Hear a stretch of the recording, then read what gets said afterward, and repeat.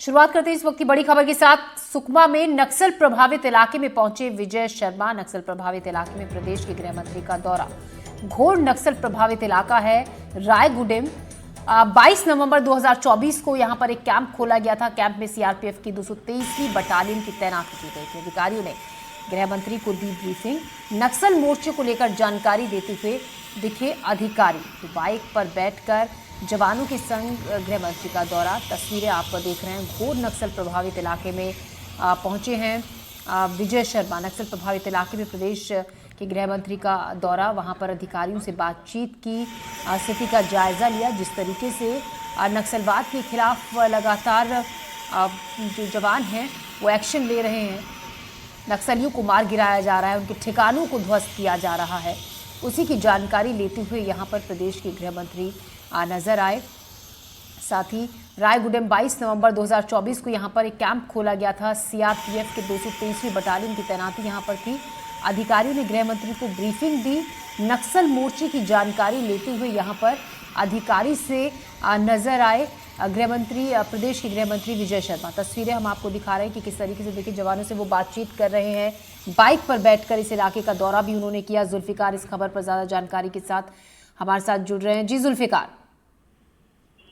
ये बस्तर का अंदरूनी इलाका है और लगातार देखे तो जिस तरीके से एंटी नक्सल ऑपरेशन इस इलाके में चल रहा है और अब सूबे के उप मुख्यमंत्री विजय शर्मा का दौरा है, क्योंकि केंद्रीय गृह मंत्री अमित शाह का बस्तर दौरा होने वाला है और उसके पहले उप मुख्यमंत्री विजय शर्मा यहाँ पहुंचे हुए हैं।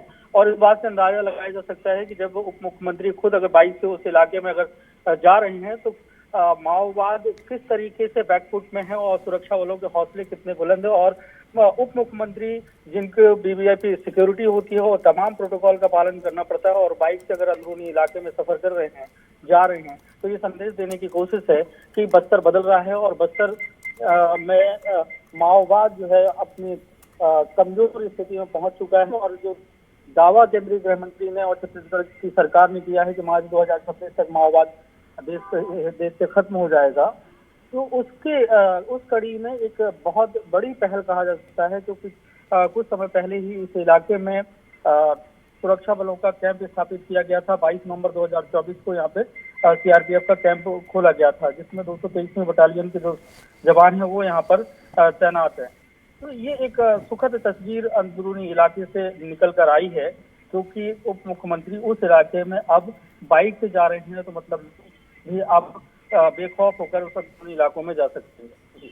साथ ही जुल्फिकार, जिस तरीके से अभी विजय शर्मा ने यह भी कहा था कि सरकार बातचीत के लिए भी पूरी तरीके से तैयार है नक्सलियों की तरफ से, जिस तरीके से एक पत्र भी जारी किया गया था नक्सलियों के खिलाफ जो एक्शन लिया जा रहा है, बशर्ते इसमें कोई शर्त नक्सलियों की तरफ से ना हो। बिल्कुल, जो नक्सलियों की तरफ से पत्र जारी किया गया, हालांकि इसके पहले जब छत्तीसगढ़ में भाजपा की सरकार बनी थी तब से कहा जा रहा था कि वार्ता का भी रास्ता खुला है और दूसरी तरफ अगर माओवादी नहीं मानते हैं तो सुरक्षा बल उनसे लड़ने के लिए तैयार हैं। तो हमने देखा भी कि 2024 मतलब जनवरी से अब तक 15 महीनों में आंकड़ों के हिसाब से देखें तो 350 माओवादियों के शव सुरक्षा बलों ने बरामद किए। हालांकि जो माओवादियों ने लेटर जारी किया है उसमें उन्होंने कहा है कि 400 साथी उनके मारे गए हैं और उन्होंने शांति वार्ता की पेशकश की है।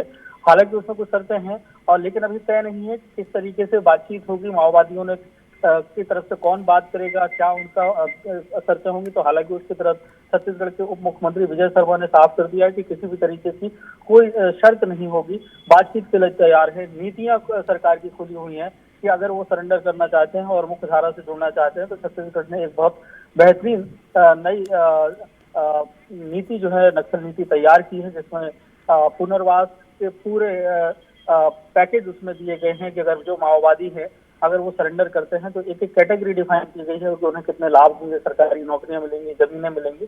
तो एक पहल है और बस्तर के लिए सुखद तस्वीर कही जा सकती है, क्योंकि जो लक्ष्य है उसके पहले ही बस्तर से माओवाद के पैर उखड़ते हुए नजर आ रहे हैं। जी, तो जुल्फिकार, जैसा कि आप कह रहे हैं कि जो वक्त तय है उससे पहले ही सफाया होता हुआ दिख रहा है, सुखद तस्वीर देख रहे हैं हम इस वक्त। ऐसे में जुल्फिकार, सवाल ये भी, जैसा कि आपने बताया भी कि ये घोर नक्सल प्रभावित इलाका है रायगुडेम, जहां पर पहुंचे हैं उप मुख्यमंत्री। ऐसे में ये दिखाता है कि जहां तक पहले पहुंचना संभव नहीं था, नक्सलियों का इतना ज्यादा आतंक इस इलाके में था, कैंप खुलने के बाद यहाँ पर स्थिति कितनी बेहतर हो गई है कि अब यहाँ पर विजय शर्मा बाइक पर बैठकर जवान के साथ इस इलाके का उन्होंने दौरा किया। ज्योति, इस बात की समझिए कि बस्तर का ये अंदरूनी इलाका जो सुकमा का है, दंतेवाड़ा है, बीजापुर है, कांकेर है, इसके जो बीच का इलाका है जिसे दुर्गम पहाड़ियों का क्षेत्र कहा जाता है और अंदरूनी इलाकों में जो आबादी है आदिवासियों की वो बहुत कम है। इस इलाके को ही माओवादियों का गढ़ कहा जाता रहा है और अब सुरक्षा बलों के इस अंदरूनी इलाके में कैंप स्थापित हो चुके हैं और मूवमेंट सुरक्षा बलों का है। अंदरूनी इलाकों में सड़कें बन रही हैं और जिन इलाकों में हेलीकॉप्टर से भी जाने के लिए परमिशन जो है, जो एडमिनिस्ट्रेशन है वो मुश्किल से देता था बड़े बड़े वीआईपी को, अब अगर अंदरूनी इलाकों में कैंप खुलने के बाद सड़क मार्ग से वीआईपी वहां पे पहुंच रहे हैं, उप मुख्यमंत्री पहुंच रहे हैं और मीटिंग्स कर रहे हैं, तो ये साफ संदेश है कि वहाँ की तस्वीर अब बदल रही है। माओवाद के जो पैर हैं वो उखड़ रहे हैं और माओवाद जो है वो बैकफुट पे है और यही वजह है कि जो पत्र जारी किया जाता है उसमें शांति वार्ता की बात जी जुल्फिकार जी जुल्फिकार, शुक्रिया आपका जानकारी के लिए। तो पहले जहां हेलीकॉप्टर तक से जाने के लिए परमिशन लेनी होती थी, अब वहां पर सड़क के रास्ते जाया जा रहा है। वीवीआईपी मूवमेंट वहां पर हो रही है, जो दिखाता है कि अब धीरे धीरे नक्सलियों के पैर उखड़ रहे हैं। बढ़ते आगे।